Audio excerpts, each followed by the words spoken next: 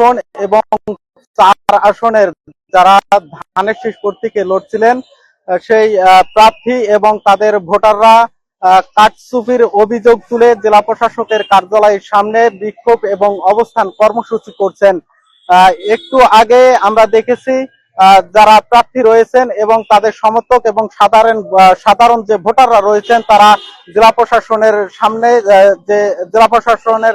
সামনে তারা ঘেরাও করেছিলেন এবং বিক্ষোভ কর্মসূচি করেছিলেন। আমরা দেখেছি সকাল 10টা নাগাদ তারা তাদের যে ভোট কেন্দ্রগুলো রয়েছিল সেই কেন্দ্রের পাশের যে প্রার্থীগুলো রয়েছে এবং সাধারণ ভোটাররা তারা যেটি অভিযোগ করছেন যে জাতীয় পার্টির পক্ষ থেকে যে ভোটগুলো পাওয়া হয়েছিল সেগুলো এনসিপির প্রার্থীকে ভোট দেওয়া হয়েছে, এমনটি তারা অভিযোগ করছিলেন সাধারণ ভোটাররা। একটু যদি আমরা এখানে কথা বলবার চেষ্টা করি, এখানে বিএনপির পক্ষ থেকে যে ভোটাররা এসেছেন, আসলে কি ঘটনা একটু বলেন তো।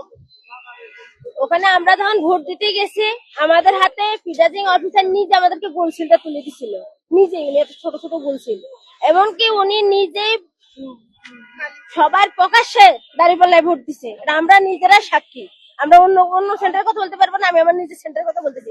আর্মিরা যখন আমাদের এলাকায় গেছে জামাতারা শুধু কানে কানে কথা বলছে, আর আর্মিরা শুধু আমাদের বিএনপি ছেলেদেরকেই মারছে। ওই জামাত দেয় কানে কানে কথা বলছে, আগে তো একটা বাড়ি মারতো, আমাদের এই দুঃখটা থাকতো না।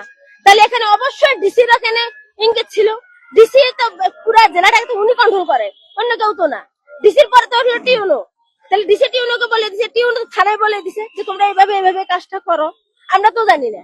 আমরা যতবার ভিতরে আমরা শুনছি যে ভিতরে গন্ডগোল হচ্ছে, আমরা যতবার হলে আমাদের প্রিজাইডিং অফিসারের কাছে বলতে গেছিলাম যে স্যার ভিতরে গন্ডগোল হচ্ছে, বলতে চুপ করে থাকেন আপনারা বাইরে যে কথাগুলো বলবেন না, চুপ করে থাকেন। আপনারা জানেন না আমি জানি আমার উপর ম্যাজিস্ট্রেটের পাওয়ার দেওয়া আছে, তো ওনার ম্যাজিস্ট্রেটের পাওয়ারটা কোথায় গেল? আজকে ম্যাজিস্ট্রেট পাওয়ার আছে, আমার ভোট উনি কারে নিয়ে গেল, এটা ওনার ম্যাজিস্ট্রেট পাওয়ার। আমরা ওনাদেরকে যতবার বলতে গেছি ওনারা আমাদেরকে গেটের ভিতরেও যাইতে দেয়নি কখনো, অথচ জামাত শিবিরের লোকেরা সারাক্ষণ ভিতরে যাচ্ছে আসছে, গেটের ভিতরে যাচ্ছে আসছে। আর আমাদের বিএনপির লোকেরা আমরা স্কুলের যে বড় একটা গেটটা আমরা কখনো পার হইতে পারিনি। আপনি কি এজেন্ট ছিলেন? আমি এজেন্ট না, আমি সাধারণ একজন মানুষ হিসেবে ওখানে ছিলাম। এজেন্ট অন্য লোক ছিল, অন্য লোক আমাদের কাছে খবর দিয়ে পাঠাইছে যে এখানে ফুটবলের নাম বলে 4 জন একই গ্রামের এজেন্ট ঘরে রাখা হয়েছে জামাত ইসলাম থেকে। ওরা একবারও ফুটবলের ভোটের কথা বলতেছে না, শুধু বলতেছে দাঁড়িপাল্লায় ভোট। এখানে কেন এসেছেন আজকে?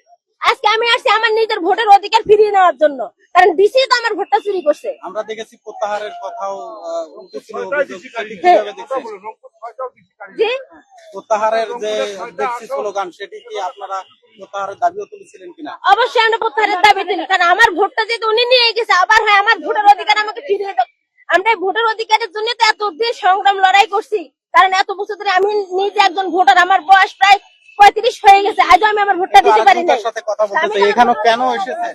আমরা আমাদের ভোট নিজ ইচ্ছায় দিব, সেই ভোট চুরি করা হয়েছে তার দাবিতে আমরা ভোট ফিরিয়ে নিতে দাবিতে আমরা এখানে উপস্থিত হয়েছি। আমাদের সবার কাছে আবেদন, এটার আমরা বিচার চাই, ভোট চোরদের বিচার চাই। আমাদের ভোট আমাদের কাছে আবার গণনা করে দেওয়া হোক। আপনাদের মূলত দাবিটা কি?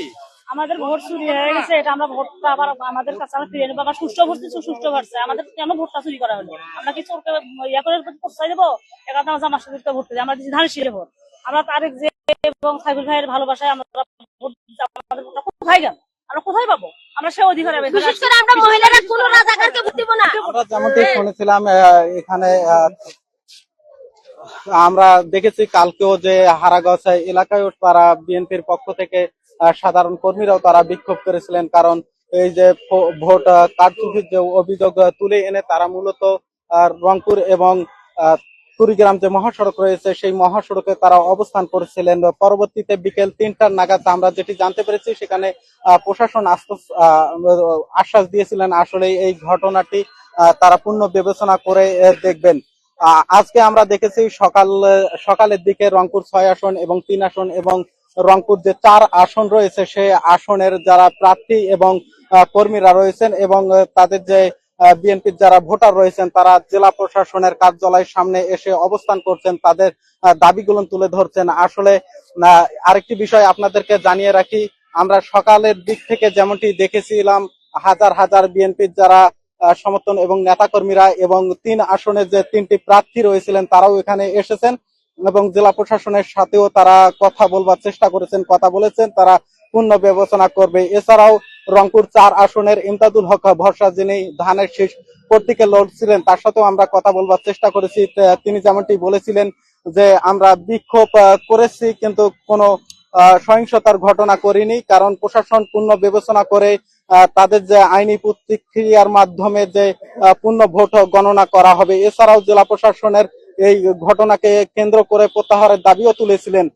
তবে শেষ মুহূর্তে যেটি বলবার চেষ্টা করেছেন ইমদাদুল হক ভরসা, তিনি যেটি বলছেন যে ভোট পূর্ণ গণনা করতে হবে, না হলে পরবর্তীতে তারা আরো কঠোর আন্দোলনে যাবেন। এমনটি হুঁশিয়ারি তিনি যেমন দিয়েছেন, তাদের নেতা কর্মীরাও দিয়েছেন এবং বিএনপির রংপুর 3 আসনের যে শামসুজ্জামান শামু রয়েছেন এবং রংপুর 6 আসনের যিনি ধানের শীষ প্রতীকে প্রার্থী রয়েছেন, এমনটি 3টি আসনের রংপুর 6টি আসনের 3টি আসনের প্রার্থীরা এমনটি অভিযোগ করেছেন। এছাড়াও সাধারণ ভোটাররা তাদের ভোট অধিকার ফিরে পেতে এই জেলা প্রশাসনের কার্যালয়ে অবস্থান এবং বিক্ষোভ কর্মসূচি পালন করছিলেন।